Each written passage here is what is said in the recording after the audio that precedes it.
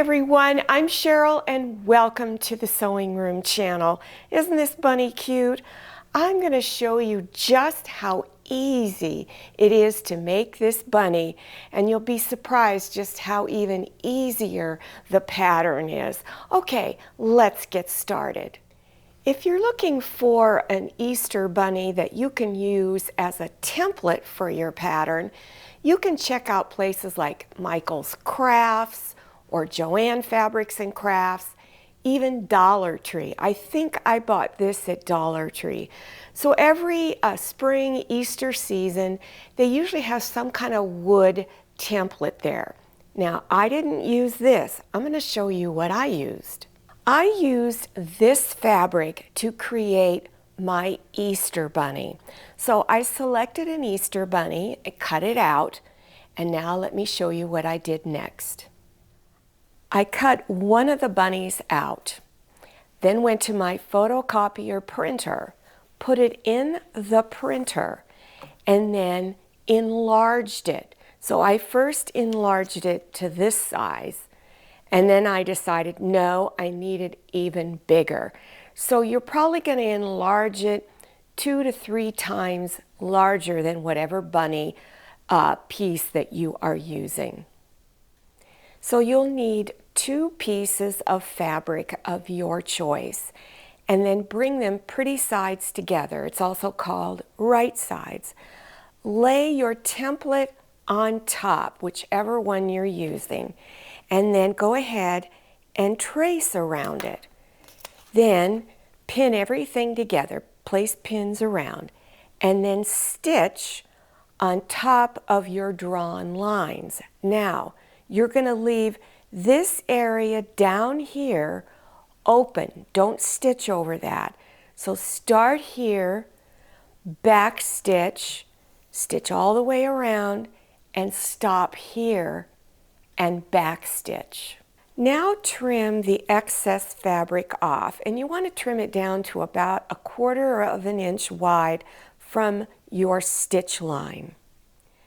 After you've trimmed the fabric off, then you want to go around and do little clips. Now when you have a big dip in your seam, you want to go straight in to that dip. The seam will lay much better if you do that.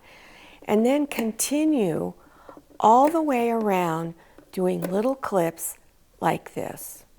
At the bottom where you've left it open, remember you haven't stitched over this. To make it easier later on for a future step in this, fold this opening edge back where you've drawn and just finger press it. Flip it over and do the same thing on this side. Now go through your opening, reach inside, and begin turning it front side out. Now in your bag of polyfill stuffing comes a stick like this. And if you don't have one, then look for a chopstick or something like this that you can use. And reach inside and poke out any little area you couldn't get to come out. Okay, you just keep working at it. And go around to all of those areas. This area right here is the back of the neck of the bunny, and up here are the ears. You'll notice it's bunchy right here. It didn't come out very smooth.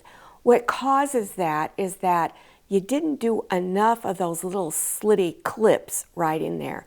So turn it back out and do a few more in any of those areas that you see doing this. This is the polyfill stuffing that I am using. Before you start putting it into your bunny, you want to break it apart. You don't want to grab a giant clump and then try to put it all in. Break it apart. You're first going to push this stuffing, take a little bit at a time, and push it up into these areas in the ears, the face, along this part of the body, and make sure you use your stick to help get it in there. And then continue filling out towards the bottom. So here I've got mine all done. Here's my opening. Now you're going to do either a whip stitch, which means you just grab the edges and you keep going round and round across. You have it closed. Make sure your raw edges are folded in. That's why I had you do that little fold and press at the bottom edge. The best type of stitch to do to close this up is to use a ladder stitch. It's a hidden stitch. It won't show. And there will be a link below your YouTube screen in the description section. You scroll down till you see the words more or show more. Click on that. It will expand open and you will see those links. Now here is the bottom edge where the opening was, and this was using a ladder stitch. Now to finish it off, you can finish it off any way you like as far as adding embellishments. You don't have to add anything to it. I used raffia just to get it a little bit, give it more personality. You can get raffia at craft stores, Joann's, and I think I even got mine at Walmart. But not all Walmarts carry craft and fabric items. You can put a great big button on there, put a really fancy bow. It's up to you. It's your bunny. Here's a little extra project I decided to throw in really quick, and it's an easy project. You're taking fabric and cutting things out of your fabric, stuffing it and putting it on a stick. So cut your item out, whatever it is, put some other fabric on the back. Now you want the pretty sides to be facing outward. Then you're going to go out about 1/4 of an inch from your item, whatever you're stitching on, and stitch around it. You're kind of doing what I call an echo stitch. Leave the bottom open so that you can stuff it with polyfill. Then go out about 1/4 of an inch from your stitch line. I recommend you use pinking shears and clip out about 1/4 of an inch from that stitch line. Take a very small amount of polyfill and insert it in. All you want it to do is just look a little puffy. Then take your stick or whatever you're using. I'm using skewers that you can find in your supermarket. I also got mine at Walmart. So you insert it in, then lift up the bottom edge and put some hot glue along there. Hold it for a second to cool off. And if you want, you can make a little bow and glue it on, and then I glued on a little button as an extra embellishment. Well, I hope you enjoyed this tutorial and that you learned something new.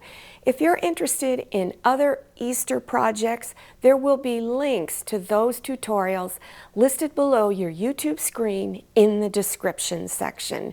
Now, don't forget to follow me on Instagram and make sure you go and check out my Facebook page. Thank you so much for watching. See you next time, and happy sewing. If you like the Sewing Room channel, one of the best ways to show your support is to subscribe by clicking on that red subscribe button and give this video a thumbs up. And don't forget to click on share to share this video with your friends. And make sure you click on the bell so you receive notifications for all my new videos.